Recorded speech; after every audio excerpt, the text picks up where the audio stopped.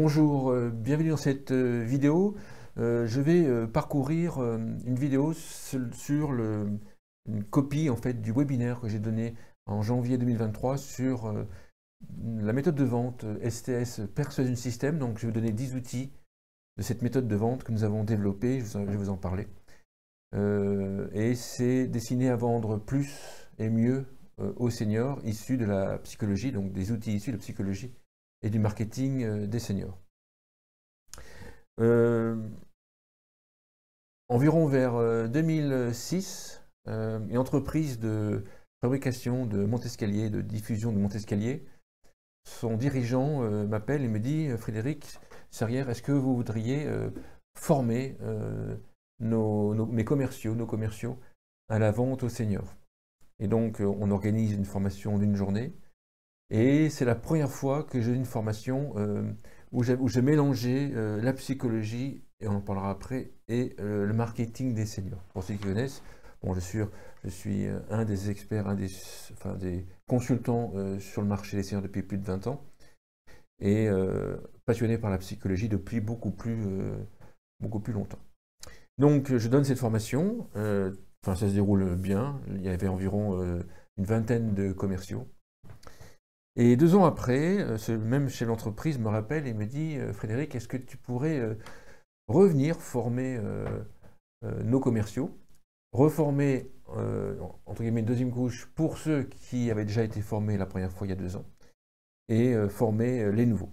Et donc je dis oui, je fais la formation, parce que les connaissances en marketing des seniors et en psychologie avaient progressé, et je donne la formation. Et arrivé à la pause de la formation, le matin vers 10h30 ou 11h, il y a des commerciaux qui viennent me voir et me disent « Vous savez, les commerciaux, ceux d'entre nous, qui avons appliqué au moins en partie ce que vous nous avez dit il y a 2 ans, nous avons doublé notre chiffre d'affaires. » Et alors là, je tombe des nues parce que je savais que c'était puissant, mais pas forcément à ce point-là. En tout cas, je ne me permettais pas de dire, voilà, vous avez multiplié par 2 votre chiffre d'affaires. Mais je découvre que c'était le cas, et donc je vais voir le dirigeant, et je lui dis, mais écoute, tu aurais pu me dire qu'en fait, il y a quand même des résultats intéressants, ceux qui ont appliqué au moins en partie ce que je vais leur donner, ont doublé le chiffre d'affaires. Il m'avait répondu,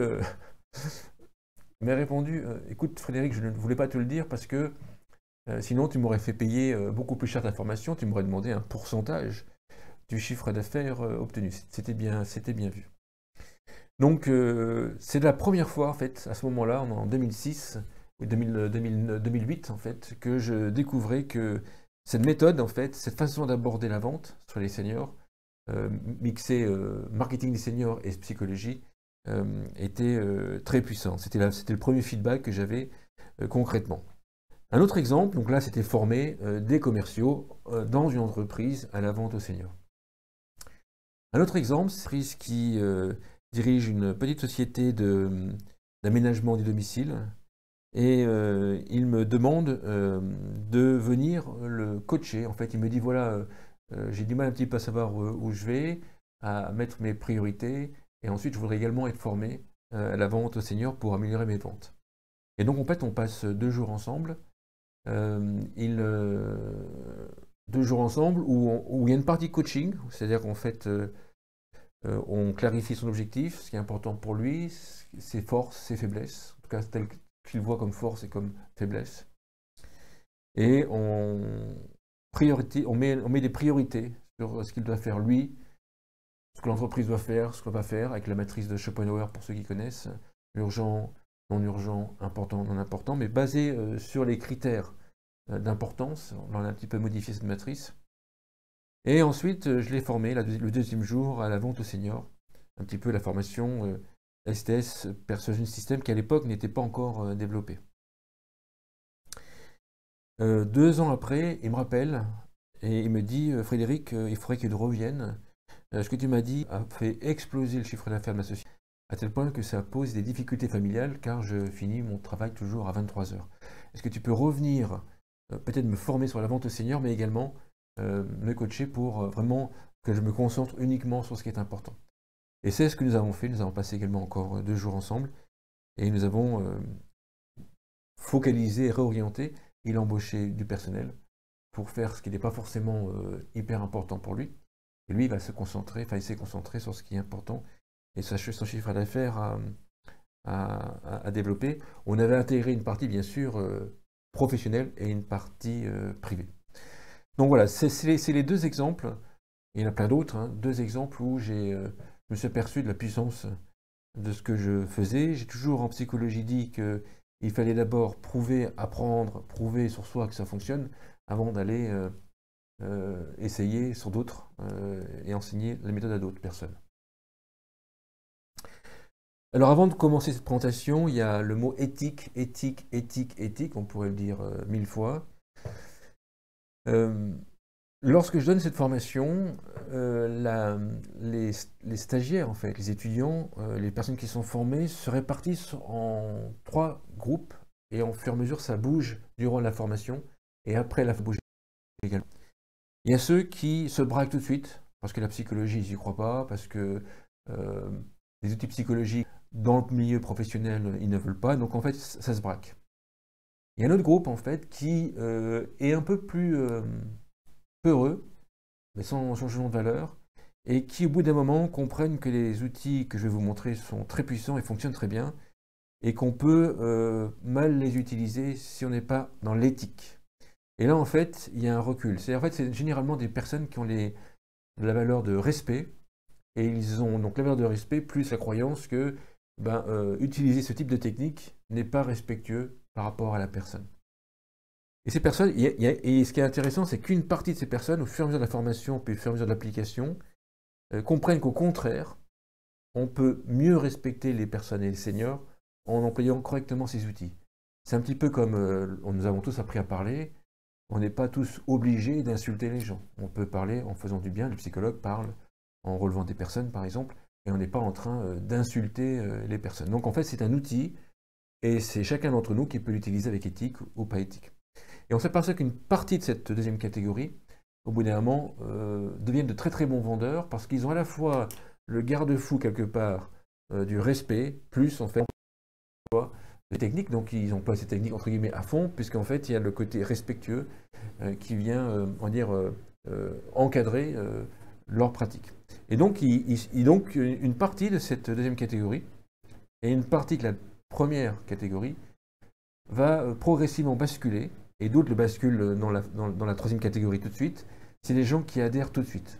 Et effectivement, les commerciaux sont très friands de ce type de technologie, de ce type d'outils comportementaux pour mieux vendre. Et il y a environ une quarantaine de pourcents dans un groupe qui adhèrent tout de suite. Et après, environ 10% des autres groupes qui viennent rejoindre le 40%, et ça fait environ 60% qui appliquent. Je suis d'avoir assisté à un séminaire de développement personnel aux USA, et le coach, pour ceux qui connaissent, c'est Anthony Robbins. Anthony Robbins expliquait que parmi tous ceux qui sont là, il y a environ 2% des personnes qui vont appliquer vraiment. Et il avait raison. Et effectivement, je fais partie de ces 2% qui ont été passionnés par le sujet, intéressés, passionnés et qui appliquent. Donc, éthique. Le système STS Persuasion System, en fait, est pas vraiment une méthode de vente. Parce qu'en fait, je me suis aperçu que beaucoup de commerciaux avaient déjà été formés à une méthode de vente, que dans les entreprises, les commerciaux devaient suivre, en fait, une sorte de déballe, une sorte de méthode de vente. Une déballe, c'est le processus depuis le premier contact avec la personne jusqu'à la signature, ou même un peu plus tard. Et donc, on a proposé une autre méthode de vente par-dessus. Généralement, ça pouvait être contre-productif, car ça allait... d'une part, ça allait faire en sorte que le commercial n'allait pas forcément respecter les standards en fait, de son entreprise. Et ensuite, ça allait brouiller le message, parce qu'il pouvait confondre plusieurs systèmes. Et donc, en fait, on a plutôt développé ce système. Donc, ce n'est pas une méthode, c'est un système sous forme de briques. Il y a il y a plusieurs centaines de briques. Chaque brique est un outil que l'on peut prendre individuellement de façon à pouvoir faire progresser ses ventes. Et ces briques sont issues du marketing des seniors et de la psychologie, je vais un petit peu détailler. Et donc il y a des briques qui sont issues des générations, par exemple, et vous verrez qu'il y a des briques qui sont issues de la psychologie, voire même de la visualisation, voire même des processus peut-être même hypnotiques pour ceux qui l'utilisent avec éthique. Donc, je vais vous présenter 10 outils issus du Persuasion System, STS Persuasion System, Selling to Seniors Persuasion Systems. Or, qui sommes-nous sur la branche, sur le côté senior, donc pour ceux qui me connaissent, ça fait 25 ans que je suis sur l'éthiquement. On m'avait connu sur d'autres marques en fait. Actuellement, c'est Silver Echo Stratégique en France et Global Aging Consulting, c'est le niveau international. Puis on couvre en fait plusieurs pays. ageconomy.com, c'est le site d'information en France. ageconomy.org, c'est le cercle de DG-PDG. En fait, c'est un réseau d'affaires et où je réunis des PDG et des DG ou des dirigeants. Et ensuite, peut-être que vous me connaissez sur l'émission Le Grand Entretien, où je suis face à face avec une dirigeante ou un dirigeant. Donc notre métier sur les seniors, c'est vous aider à trouver des solutions stratégiques pour développer ou redresser une activité sur le marché des seniors. On intervient à deux moments, et ces deux moments qui sont grisants, pour nous sont intéressants. C'est au début d'un projet avec un porteur de projet ou un dirigeant qui a un petit peu de bouteille et qui a suffisamment de recul sur lui pour avoir conscience qu'il peut rencontrer des difficultés et que se faire accompagner en mission de conseil est important. Donc ça, c'est le premier cas. Et le deuxième cas, c'est lorsque les projets ne fonctionnent pas et on nous appelle à l'aide, tout simplement. Et dans les deux cas, effectivement, vous avez compris, c'est des dirigeants qui ont conscience, en fait, des difficultés, soit parce qu'en fait, ils imaginent des difficultés, puis qu'ils ont eu un parcours qui a fait que, soit en fait, c'est dans le dur, en fait, on rencontre des difficultés, et là ils prennent conscience parce que leur projet ne se développe pas à leur niveau. Et on intervient dans ces deux cas de figure, on prend moins de plaisir effectivement à intervenir avec des dirigeants qui sont sûrs d'eux, ils sont perméables à ce qu'on leur dit, et c'est pas vraiment très amusant. Au niveau psychologique, donc moi j'ai un parcours de développement personnel. La première fois que je me suis intéressé à la psychologie, j'avais 13 ans. C'était un livre sur, même un peu avant, c'était un livre sur le cerveau, le fonctionnement du cerveau, et notamment l'inconscient du cerveau. Je me souviens très bien ce livre-là. Et ensuite, en fait, ça fait 25 ans, je suis rentré en psychologie pour des raisons personnelles et en PNL, donc la programmation neurolinguistique. Donc j'ai commencé en France et après j'ai été formé aux USA par Bandler, Dilts, et après j'ai suivi le sage de Robbins. Et après j'ai été formé par plusieurs méthodes. Donc il y a un parcours de développement personnel et après il y a des méthodes qui nous permettent de faire ce parcours. Donc hypnose ericksonienne. Et j'étais, et ça je suis très très content, j'ai été un des derniers à avoir eu la chance d'être formé par Frank Faridi, la thérapie provocative, qui est puissante. Et Frank Faridi, on était une vingtaine de stagiaires avec lui. C'était un des 5 plus gros américain, très très puissant, aux côtés de Milton Erickson par exemple. Et après, bien sûr, quand on fait un passage dans le développement personnel, au bout d'un moment, on arrive sur la spiritualité, et le parcours, en fait, c'est une boucle, plutôt. Pour moi, je pense que c'est une boucle, et on revient au point de départ, on s'aperçoit qu'on a déjà en soi ce que l'on cherche à obtenir, mais ça, c'est un autre sujet.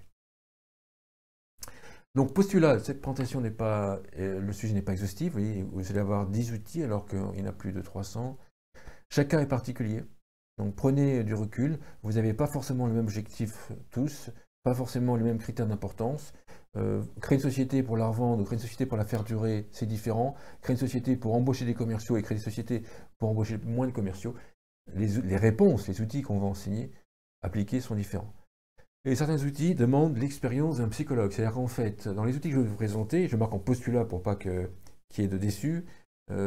C'est pas forcément. Si vous avez une fibre psychologique ou si vous travaillez avec psychologue, vous allez pouvoir les appliquer. Sinon, il faudra vous former. Appliquer des outils psychologiques sans être formé, c'est prendre le risque d'aboutir à l'effet inverse parce que l'outil sera mal appliqué ou vous serez dans un contre-exemple.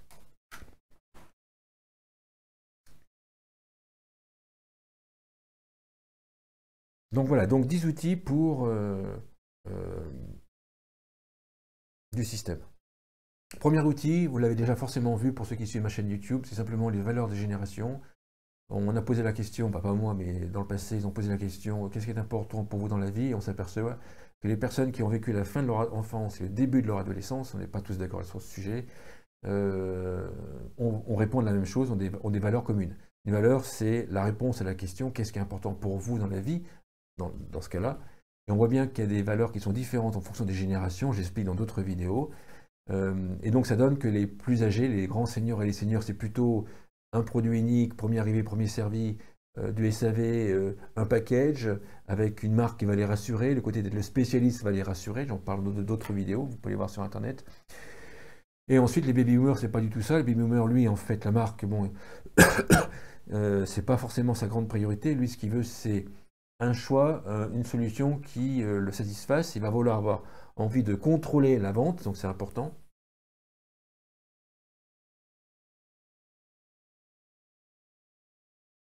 Donc il va vouloir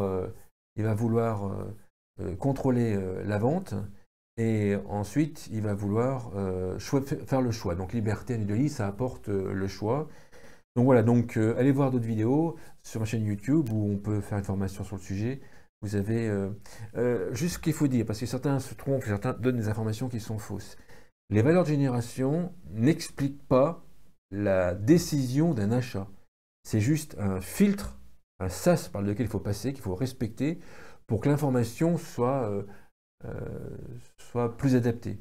Mais c'est pas là-dessus, c'est pas parce qu'en fait on a la liberté de l'individualisme qu'on va tous acheter un monte-escalier. Enfin, c'est totalement hallucinant. Il y a des fois on entend des trucs totalement dingues sur le marché.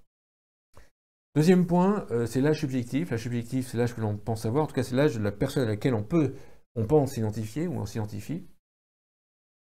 Donc comment ça fonctionne? Sur l'axe horizontal, c'est l'âge chronologique, donc là 65 ans, vous remontez jusqu'à la courbe, au croisement de la courbe, vous allez à gauche, et ça c'est le nombre d'années, sur l'axe vertical, c'est le nombre d'années qu'il faut enlever à votre âge chronologique pour savoir l'âge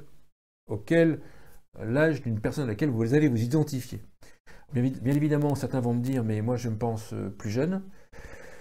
Alors, bien évidemment, ça c'est une moyenne, il y a des gens qui se pensent beaucoup plus jeunes, et en plus ça dépend si on est en week-end ou par exemple en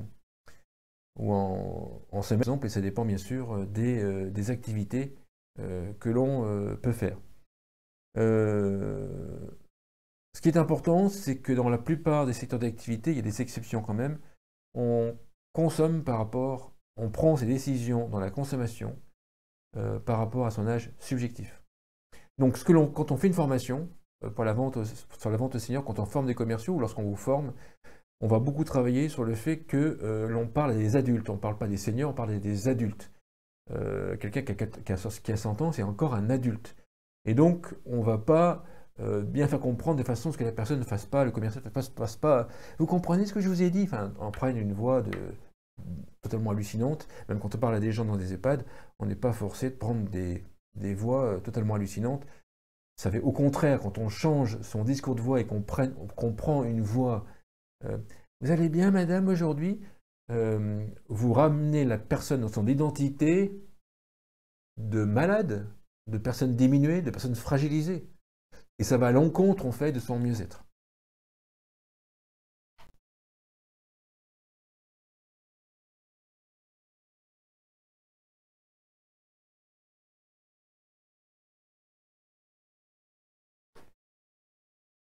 Autre élément que l'on explique pendant la formation, on explique comment une décision se prend. Donc en fait, vous avez l'information qui rentre en bas à droite, qui rentre dans le système sensoriel, on va faire simple, rentre dans le cerveau. Et une décision est basée sur le côté émotionnel. Ensuite, dans l'état émotionnel dans lequel est la personne, est-ce qu'on est dans la peur ou dans la joie ou dans l'amour ou dans la colère, effectivement, on va avoir un comportement qui sera différent et on va accepter votre proposition de manière différente. Quand on est dans la colère, on ne va pas forcément factuellement l'accepter quand on est dans la peur également. Les références, c'est ce à quoi une personne pense inconsciemment et instinctivement quand vous présentez un produit. C'est un peu le réflexe de Pavlov, on en parlera après. Si on dit dépendance, certains pensent à une personne âgée qui fait pipi par terre. C'est pas forcément la bonne image pour vendre un produit pour une personne dépendante. Et ensuite, la personne ne va pas se sentir concernée. Donc en fait, chaque mot qu'on lance, chaque produit-service, en fait, chaque produit ou service va avoir une référence, et il faut prendre en compte cette référence dans le cadre en fait de la vente, tout simplement.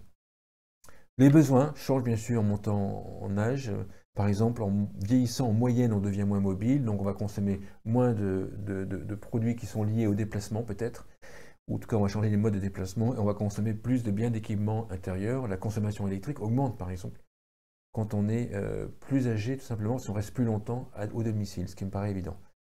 Ensuite, on prend également ces décisions par rapport aux valeurs. Qu'est-ce qui est important pour soi dans la vie, mais qu'est-ce qui est important pour soi dans l'achat du produit que vous proposez. Donc, il faut comprendre les valeurs des critères d'achat. Et les croyances, il peut y avoir des croyances dites positives qui vont accélérer la prise de décision dans votre sens, donc dans l'achat de votre produit ou votre service, et les croyances limitantes qui vont au contraire freiner la prise de décision et qui vont créer des objections et qui vont, si on n'y fait pas attention, qui vont bloquer la vente. Donc, on voit que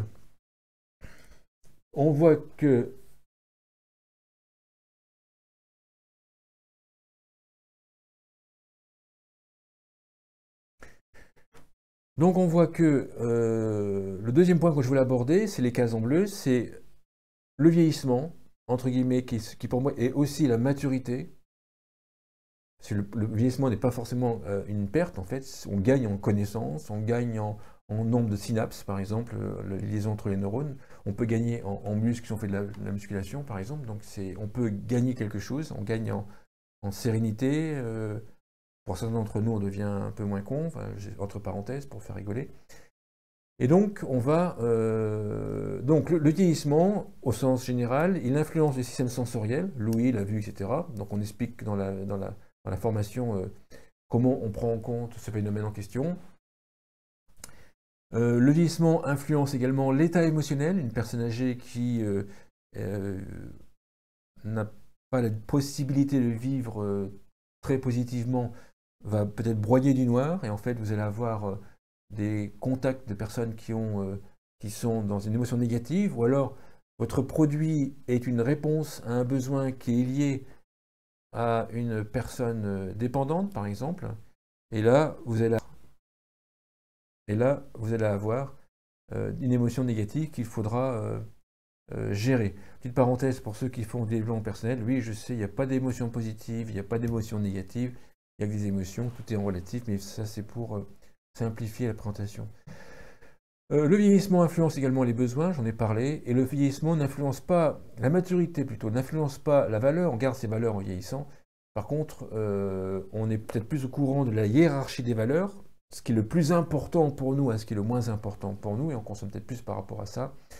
Mais ce qui évolue en prenant de l'âge, c'est la définition de la valeur. Par exemple, si je vous dis, moi, ce qui est important pour moi, c'est la liberté. La question suivante que l'on pose, c'est que te faut-il pour que tu te sentes en liberté, par exemple? Et là, la personne va avoir des réponses. La réponse à cette question évolue au fur et à mesure que l'on prend de l'âge.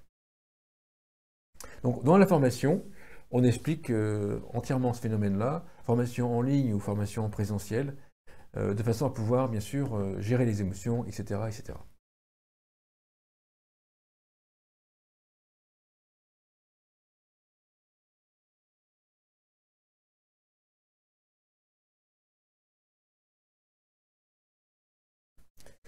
Ce point-là est un autre point que j'ai incorporé dans la formation, enfin dans la méthode, dans le CS personne du système, dans la vente, parce qu'on s'est aperçu au bout d'un moment que deux jumeaux ne consomment plus pareil, deux jumeaux ne prennent plus les mêmes décisions, donc en fait, ciblé par des critères qui sont liés à l'âge, c'est plus forcément valable.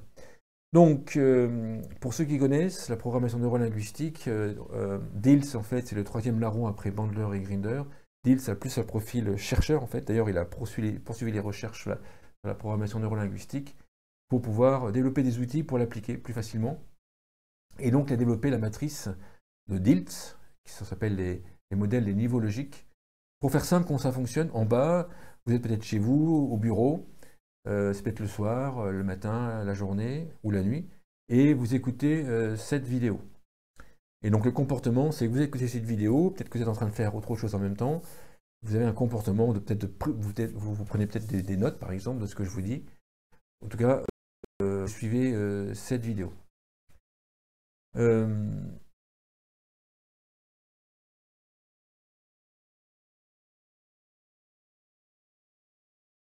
La capacité,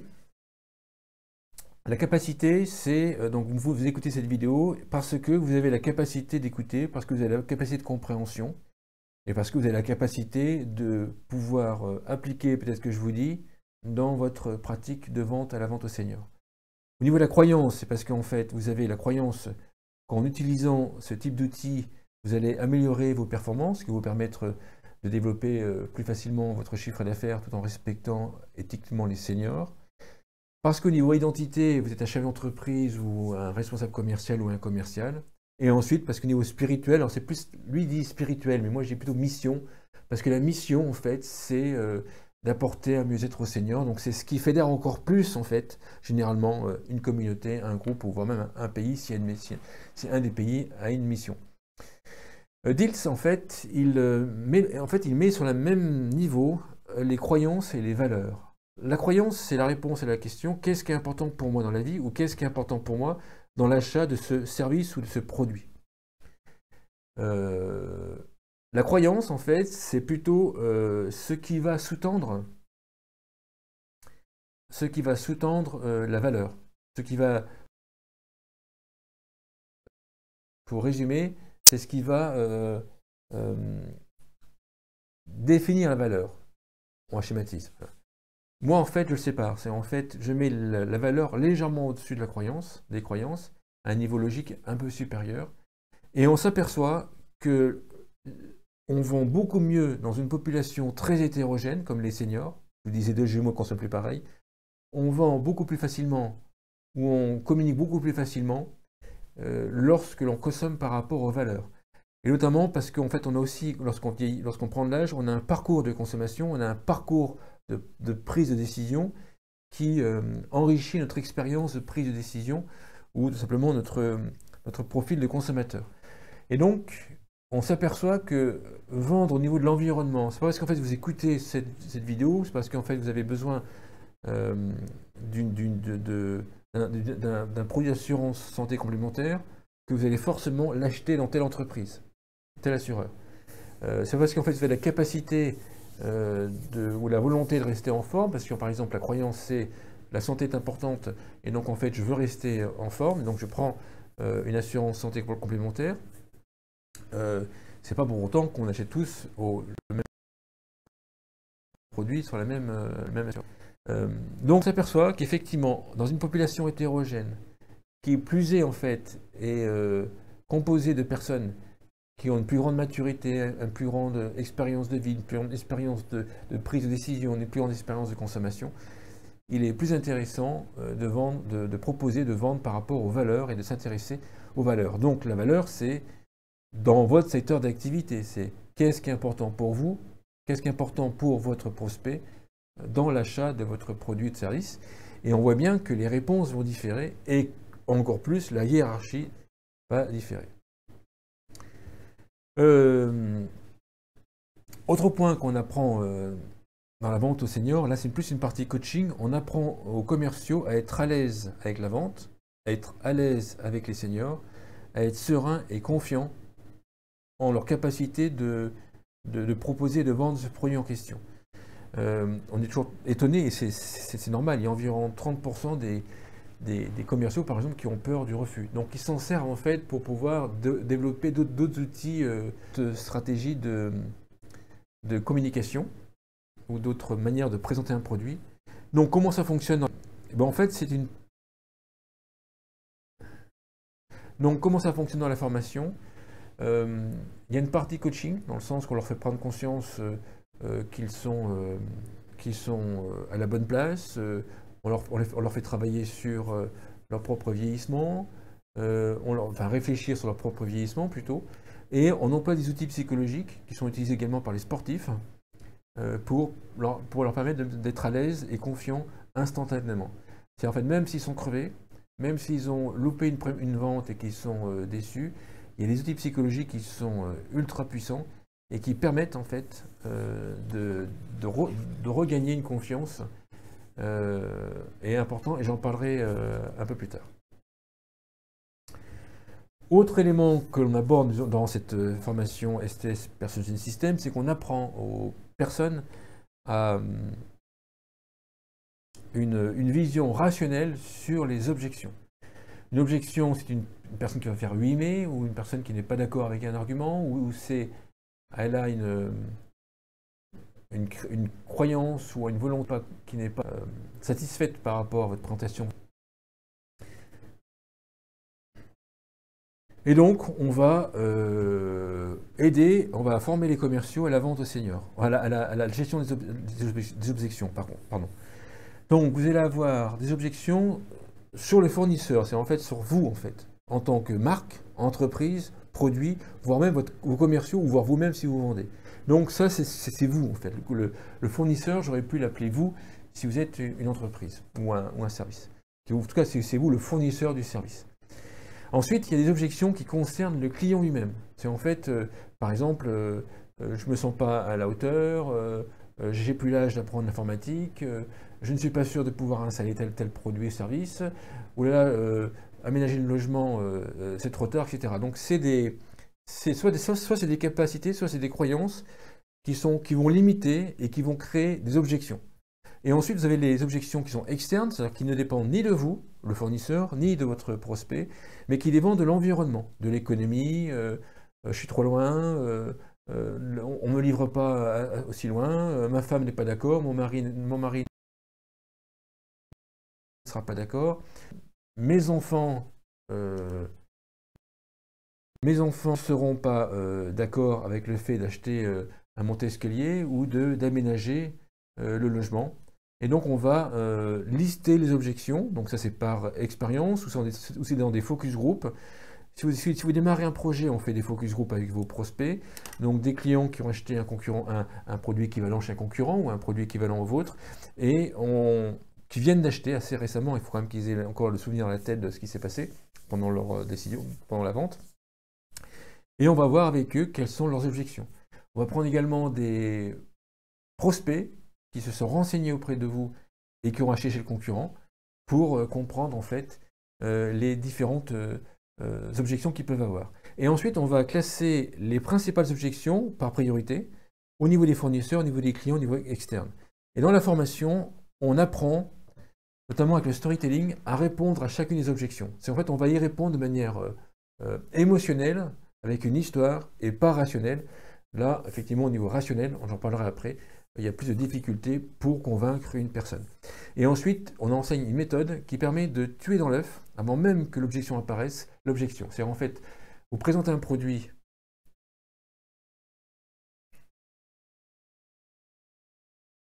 Généralement, ce qui se passe, c'est que vous présentez un produit, vous présentez votre service, et là, il y a des objections qui arrivent. On s'aperçoit qu'il y a des objections qui reviennent tout le temps, qui sont communes à la plupart de vos clients. Autant, au lieu de présenter votre produit et que l'objection arrive derrière, l'idée c'est de tuer dans l'œuf avant, de tuer dans l'œuf les objections les plus courantes avant d'arriver à la présentation de votre produit, votre service. Et donc dans la formation, on apprend des outils qui permettent de faire cela, et ça facilite grandement derrière le rôle du commercial, parce qu'il n'a pas à traiter les objections, parce qu'elles ont été tuées dans l'œuf. Donc justement, comment est-ce qu'on répond aux objections? On utilise le storytelling, c'est l'art de raconter des histoires. Pourquoi ça fonctionne? Parce que quand on était petit, on nous a bercé, pour la plupart d'entre nous, d'histoires. Donc le cerveau a été formaté à raconter des histoires. Et aussi, lorsqu'on raconte une histoire, généralement, lorsqu'on nous raconte une histoire, généralement, on s'identifie au personnage central de l'histoire. Et le cortex, c'est en fait le cerveau préfrontal.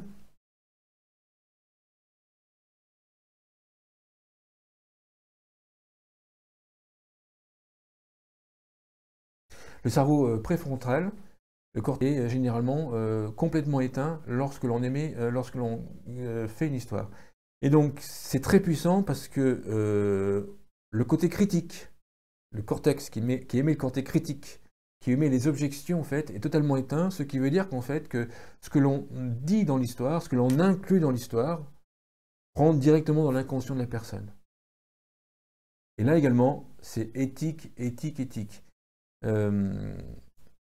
avez bien compris qu'à la fois dans l'histoire, par exemple, si l'idée c'est de raconter l'usage avec succès d'une personne qui a acheté le même produit ou même service que votre prospect, enfin, le même produit qui intéresse votre prospect. Et donc l'idée dans l'histoire, ce qui est très très puissant, c'est qu'on peut intégrer plein d'autres outils psychologiques, on peut même mettre des injonctions, c'est en fait des ordres. Donc là, il faut vraiment appliquer ces outils avec éthique, car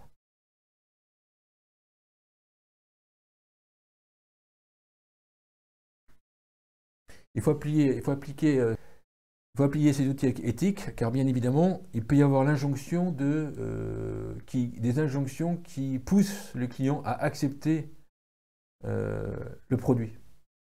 Et donc, là, on apprend aux commerciaux à construire une histoire correctement. Si l'histoire n'est pas construite correctement, bah, ça ne donne rien du tout. Et certains vont me dire, mais je raconte des histoires et ça ne marche pas. Et d'autres vont dire, ça marche. Je me souviens d'avoir formé des conseillers d'une banque à la vente aux seniors.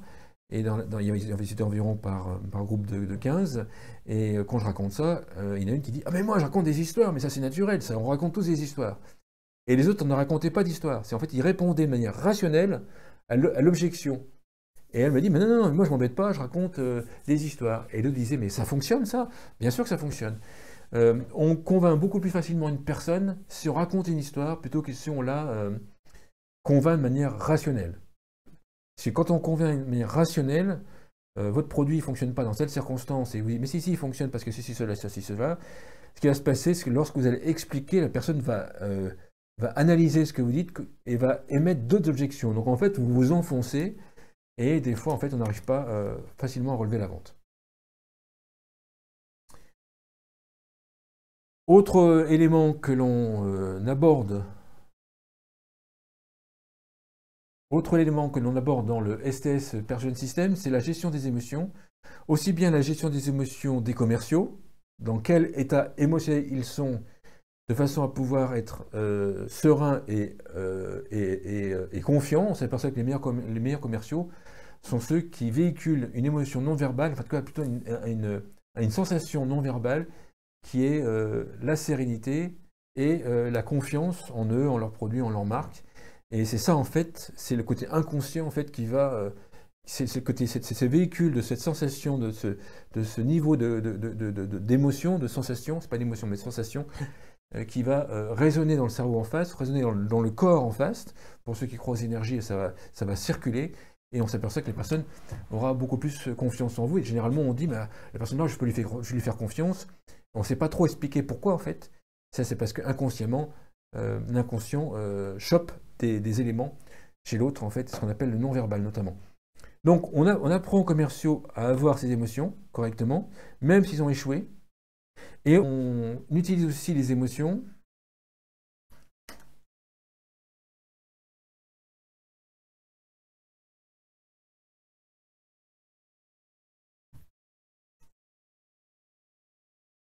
on utilise également les émotions pour comprendre les émotions de la personne en face. Donc il y a des apprentissages que l'on peut faire pour ceux qui ont du mal à ressentir les émotions des autres, pour pouvoir apprendre ce phénomène-là. En tout cas, on le ressent tous, mais on ne fait pas attention. C'est plutôt ça le sujet. Et ensuite, on explique l'importance des émotions dans la prise de décision. Vous avez remarqué dans des communications, dans les publicités de certaines entreprises sur la silver economy, il y a tout un discours pendant 50% du temps qui est très négatif. Par exemple, il y a eu 5000 morts, il y a 5000 morts d'accidents domestiques, il y a des chutes, et nombre de chutes, après on va en EHPAD. Enfin bref, il y a une peur qui est générée chez les personnes qui vont lire, chez les prospects qui vont lire la communication. Et ensuite, environ 50% du temps, qui est la solution. Donc en fait, on fait une sorte de yo-yo entre peur et ensuite on va dans le côté solution. Donc en fait, une sorte de respiration émotionnelle Et c'est ce fait de changer d'émotion, généralement, qui engendre un comportement. Parce qu'en fait, ce que je n'ai pas dit, c'est que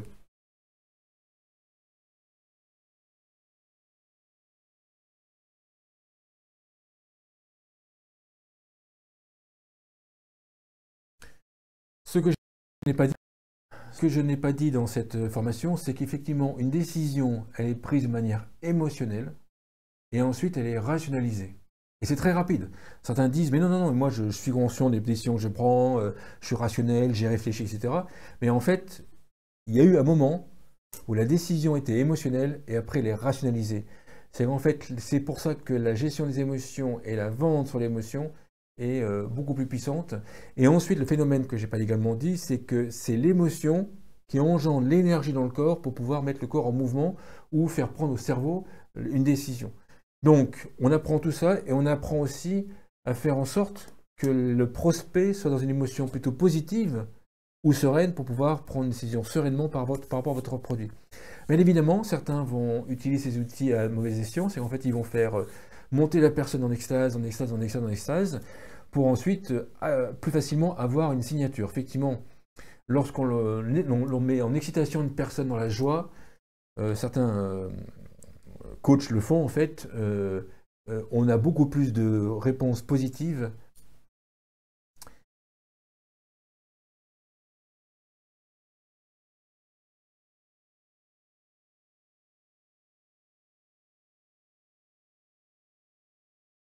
On a beaucoup plus de raisons de signature à la base, mais lorsqu'il se passe, le problème qui va se passer, c'est que lorsqu'une personne a signé sur une émotion positive parce qu'elle est totalement en extase, lorsqu'elle revient chez elle, ou lorsque nous revenons chez nous, on redevient un peu plus serein et on s'aperçoit qu'on s'est fait rouler, ou on s'aperçoit qu'on a pris une décision qui n'était pas forcément la bonne. Et après, il y a rétractation et on annule, bien sûr, l'achat.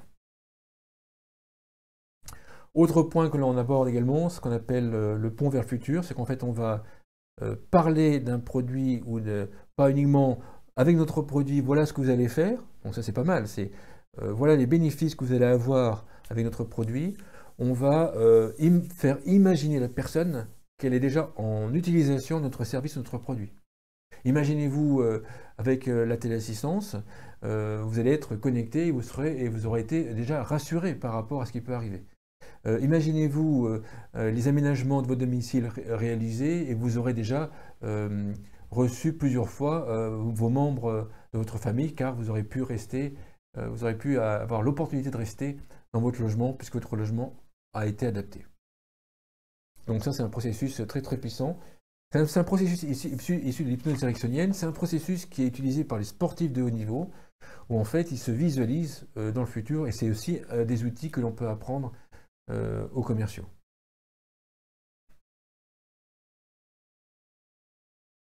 Dernier point que l'on aborde, c'est les ancrages. Donc, vous connaissez Pavlov, donc ça c'est un chercheur russe en fait, qui a, qui a fait une expérience en fait. Il avait un chien, il donnait à manger au chien. Et après, ce qu'il a fait, c'est qu'à chaque fois qu'il donnait à manger au chien, il faisait sonner une cloche. Donc là, c'est un diapason. Et en fait, il s'est aperçu qu'au bout d'un moment, il pouvait faire sonner la cloche et le chien salivait. En fait, la sensation de faim et le chien qui salive, en fait, a été connecté à la cloche. Donc en fait, le chien avait salivé en voyant la nourriture. Ce qui s'est passé, c'est qu'au même moment a été associé un son. Et si même si on enlève la nourriture, le son, en fait, engendre le fait que le chien salive. Quand on y réfléchit, j'aime bien, parce qu'en fait, il y a deux coachs américains qui disaient l'effet Pavlov n'existe pas du tout. Et l'autre disait l'effet Pavlov est partout, en fait. Et les deux ont raison, en fait. Effectivement, chaque mot, en fait, est un phénomène Pavlov. Un drapeau est un phénomène Pavlov. Même chaque mot, on dit voiture, voyage. Si je vous dis voyage, par exemple, vous imaginez peut-être votre dernier voyage ou un voyage que vous allez faire, ou même si vous êtes sur le lieu de vacances, le voyage que vous êtes en train de faire en ce moment. Donc, chaque mot est un réflexe pavlovien. C'est en fait, on apprend aux commerciaux que les mots qu'ils emploient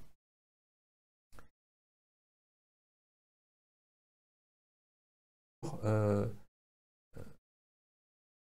les mots qu'ils emploient ont une incidence sur la décision, sur la compréhension, sur l'état émotionnel de la personne. Si on dit dépendance, la personne va avoir une référence avec le réflexe de Pavlov, et va avoir une référence qui, elle, va engendrer un état négatif. C'est pour ça qu'en fait, il est intéressant d'aller tester en fait les discours que l'on tient auprès de clients potentiels ou de clients que vous avez déjà, de façon à pouvoir adapter, bien mesurer les effets.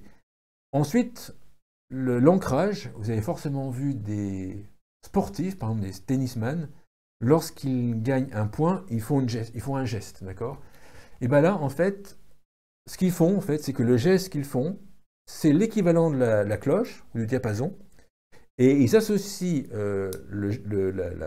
avec le geste, en fait, ils associent la victoire, ils associent sur ce geste en question l'état émotionnel dans lequel ils sont lorsqu'ils ont gagné.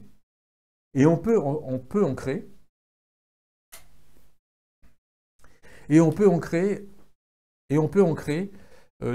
n'importe quelle émotion sur n'importe quel geste. Donc, il faut faire attention parce que ça se passe généralement sans notre accord. On est soumis à des situations d'ancrage. Donc, tout à l'heure, je vous disais qu'on apprenait aux commerciaux à être en forme de manière instinctive. Bien évidemment, ce que l'on fait, c'est qu'on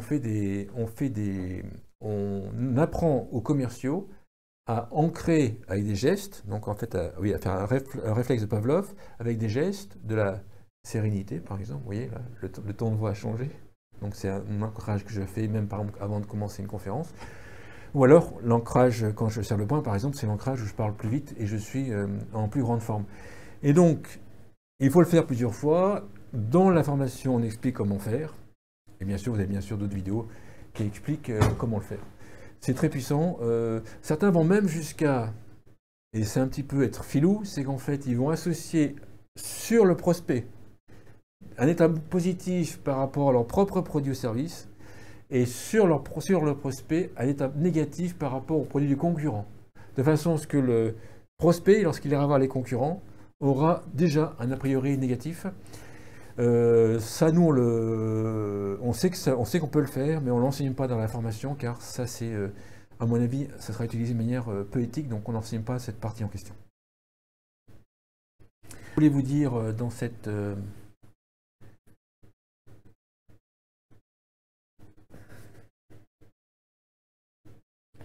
Voilà ce que je voulais vous dire dans cette présentation rapide. Donc on n'a parcouru que 10 outils, il y en a plus de 300. Vous avez compris que c'est des briques qui peuvent s'enchaîner ou peuvent se choisir. Généralement, les commerciaux, on leur dit, écoutez, vous prenez la brique qui vous intéresse le plus, sur laquelle vous êtes le plus en affinité. Et après, ils vont 1, 2, 3, 4, ils vont voir que ça fonctionne. Et même en utilisant que quelques briques, on augmente fortement ses ventes. Donc, comment se former au STS Persuasion System? Donc, première solution que je n'ai pas marquée ici, bien évidemment, vous vous formez en psychologie, vous faites un parcours de développement personnel, puis dans 25 ans, vous allez pouvoir utiliser, vous allez pouvoir des thérapeutes, vous former, vous passez du temps à vous former, à trouver, à chercher l'information, voir ce qui ne marche pas, et à vous former. Ou alors, il y a d'autres solutions qu'on vous propose. Première solution, c'est la formation en ligne. Il y a une formation en ligne à 287 €, je pense, donc vous allez sur le site silvereconomylesformations.com, vous avez 2 formations en ce moment, à un moment où j'enregistre cette vidéo. Donc vous avez une formation qui est en ligne, qui dure plusieurs heures en fait, et vous avez déjà en détail des outils.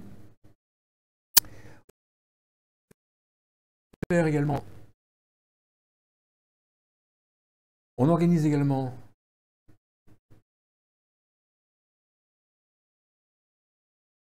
des formations avec Inter-Entreprises, donc vous êtes parmi d'autres entreprises, on vous forme à la vente aux seniors, donc on a des dates fixées et vous pouvez vous inscrire sur ces dates en question. Ensuite, on peut vous former vos commerciaux ou votre équipe en interne dans l'entreprise, d'accord, et on fait une sorte de rendez-vous au début pour comprendre ce qui est important pour vous, votre objectif, ce qui est important pour vous, et voir pour extraire en fait, faire une formation sur mesure, c'est important. Après, on peut faire du coaching, ce que j'ai fait avec le chef d'entreprise pendant 2 jours, parce que l'histoire que je vous ai racontée au tout début. Et après, on peut aller beaucoup plus loin, donc c'est plus une mission de conseil, c'est en fait, on va faire l'ensemble de votre système de vente, on fait ce qu'on appelle la déballe, quelles sont les différentes étapes, dans quel ordre on les passe, qu'est-ce qui est dit dans les différentes étapes, qu'est-ce qu'on présente en premier, comment est-ce qu'on le présente, sur quel ton de voix par exemple, mais aussi le fond.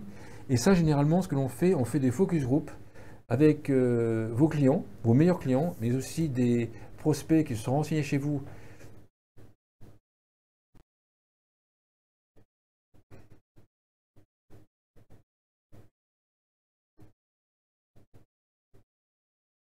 Mais aussi des prospects qui se sont renseignés chez vous, mais qui n'ont pas acheté, pour comprendre les objections, pour comprendre le fond en fait des briques, en fait, ce qu'on va mettre dans le fond. Les briques, c'est la forme et ce qu'on met dans le fond. Donc on va travailler sur les objections, on va travailler sur les discours, sur les valeurs d'achat, sur les croyances positives, négatives. En fait, on va décortiquer complètement la prise de décision de clients idéaux pour vous, ou voire des clients qui n'ont pas acheté chez vous, mais chez le concurrent. Et c'est l'ensemble de ces éléments issus en focus group. Donc ça, il faut que ce soit, bien sûr, vous avez compris, il faut que ce soit un psychologue qui le fasse. Nous, en fait, enfin moi, je le suis, mais donc en fait, je peux vous le faire. On fait des focus group et on décortique ce qui est inconscient chez les personnes. Généralement, en fait, il faut pouvoir décortiquer non pas ce que la personne vous dit, mais ce qu'il y a derrière ce qu'elle vous dit. Et il faut décortiquer les croyances, il faut savoir détecter les croyances, positives, négatives. Et ça, c'est très important. Donc, on peut faire l'ensemble de ce parcours-là avec vous pour faire entièrement cette déballe, c'est en fait ce processus de vente, de présentation de votre service, de votre propre produit, qui sera beaucoup plus performant, toujours avec éthique, et que vos commerciaux vous-même pourrez apprendre par cœur.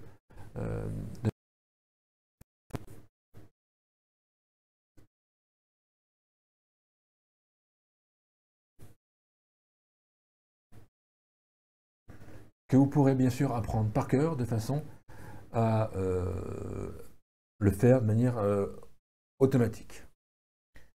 Donc, si vous voulez en savoir plus, vous pouvez échanger avec moi ou avec un de mes consultants. Généralement, ça sera avec moi parce que c'est un sujet psychologique. C'est un entretien stratégique en visio de 55 minutes sur votre projet. Et on parle de votre projet, c'est pas commercial. L'idée, c'est que ça se fasse naturellement. Ensuite, si on travaille ensemble, ça se fait naturellement. Ou si on ne travaille pas ensemble, ça se fait également naturellement. Vous pouvez envoyer un message à seriafrederic@gmail.com. C'est un email qui est lu par mon assistante. Et vous pourrez prendre un rendez-vous avec moi et gérer. Et après, on fera un rendez-vous. Et après avoir eu ce rendez-vous, au bout de 55 minutes, vous serez aperçu que vous aurez déjà eu quelques outils qui pourront déjà fortement vous renseigner et et vous aurez en fait une vision objective de est-ce que c'est intéressant pour vous ou pas pour vous.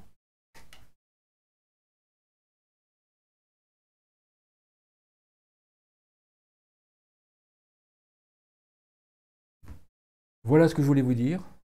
Envoyez un mail et prenez rendez-vous, 55 minutes. D'ici là, je vous remercie d'avoir regardé cette vidéo jusqu'à la fin. Merci beaucoup et à bientôt.